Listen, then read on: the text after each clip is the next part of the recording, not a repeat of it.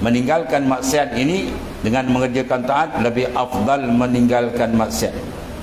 Imam Ghazali kata kalau diberi pilih antara tinggal maksiat dengan buat taat, kalau diberi pilih, sebenarnya dua-dua kena buat. Kalau diberi pilih maka kamu kena memilih tarkul ma'asi, meninggalkan akan maksiat. Sebab tarkul ma'asi ra'sul ibadah, dia merupakan kepala dalam ibadat. Ya, segi adat dia kalau orang kita kat kepala matilah kan. Ya, segi hukum adat. Walaupun segi akal harus orang hidup dari kepala, boleh. Ya, itu kuasa besar Allah Taala. Tapi adat biasa kalau insan terputus tangan dia tak mati lagi. Dia terpotong jari, terpotong kaki, tak mati lagi kan. Ya, tapi kalau potong kepala biasanya habis. Begitulah maknanya jasad rohani kita tadi apabila maksiat tadi diibaratkan sebagai apa? Kepala.